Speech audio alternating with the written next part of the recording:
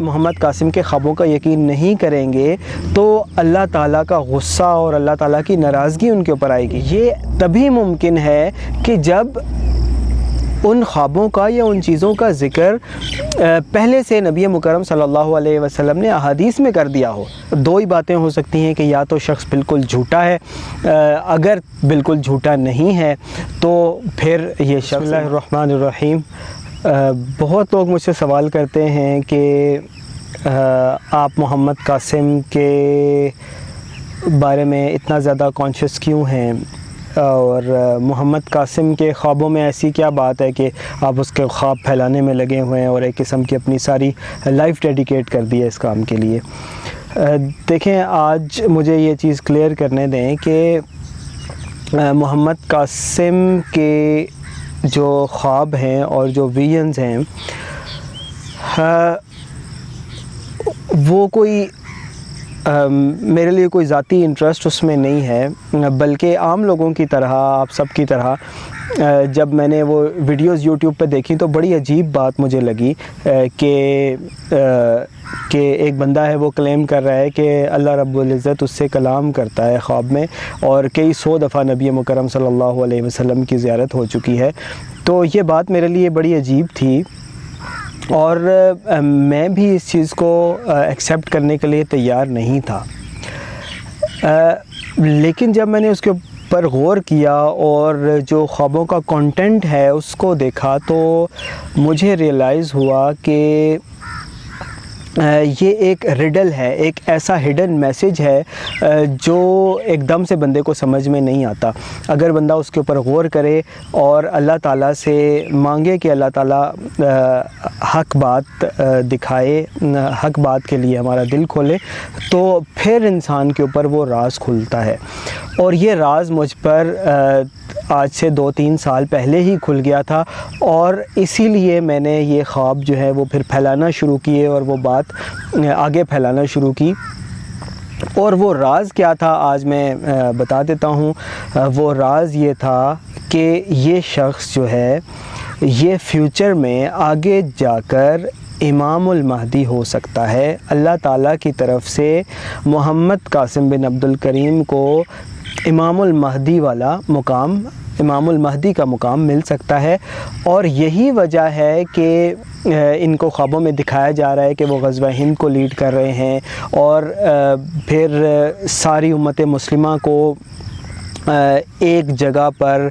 Combine کر کے ایک امت اور ایک ملک جو ہے وہ ان کی قیادت میں بن رہا ہے۔ پھر یہ بھی دکھایا گیا کہ جب 6-7 سال کا امن ہو جاتا ہے اس کے بعد دجال ظاہر ہو جاتا ہے، اور سب سے پہلے جو شخص دجال کو کنفرنٹ کرتا ہے وہ بھی محمد قاسم ہی ہوتے ہیں،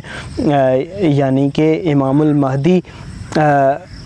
دجال کا سب سے پہلے اس کو کنفرنٹ کرتے ہیں اور مسلمانوں کے ساتھ مل کر جو ہے وہ دجال کے خلاف جنگ کرتے ہیں۔ پھر ان کے خوابوں میں ایک خواب میں یہ دکھایا گیا ہے کہ اگر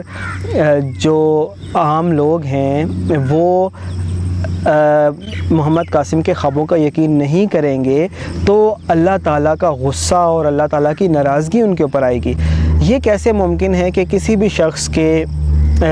ایک عام شخص کے خواب اتنے زیادہ اہم ہیں کہ عام لوگوں کے لیے ان کے اوپر یقین کرنا ایک اوبلیگیشن ہے، ایک ذمہ داری ہے۔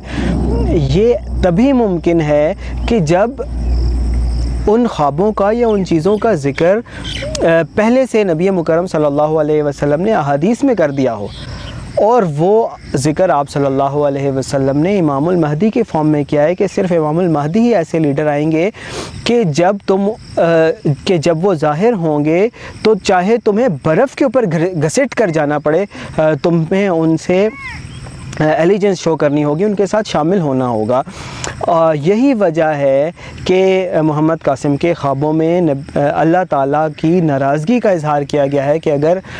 لوگ ان خوابوں کے اوپر یقین نہیں کریں گے تو اللہ تعالیٰ کی ناراضگی ظاہر ہوگی۔ تو جب یہ چیزیں آپ دیکھتے ہیں تو آپ ایک دفعہ سوچتے ضرور ہیں کہ وہ کیا ہڈن میسیج ہے۔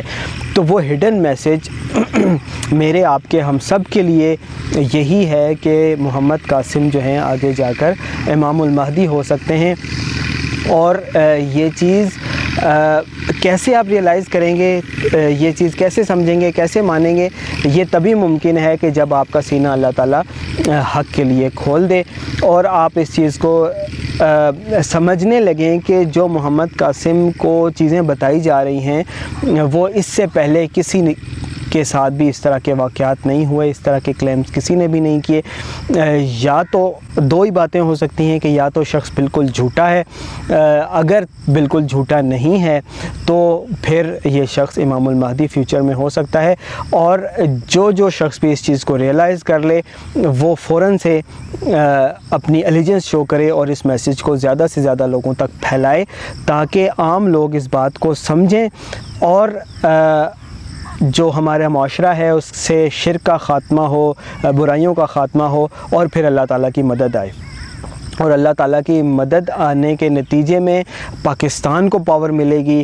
پاکستان کی فوج کو پاور ملے گی۔ اللہ تعالیٰ 3000 کے قریب زبردست طاقتور جنگی جہازوں سے پاکستان کی افواج کی مدد فرمائے گا، اور پھر ان جنگی جہازوں کی مدد سے پاکستان غزوہ ہند بھی جیتے گا، اور غزوہ ہند میں کامیابی کے بعد پوری امت مسلمہ کو ایک جگہ پر جمع کر کے ایک ملک بنایا جائے گا اور پوری امت ایک پلیٹ فارم پر جمع ہو جائے گی۔ بہت شکریہ۔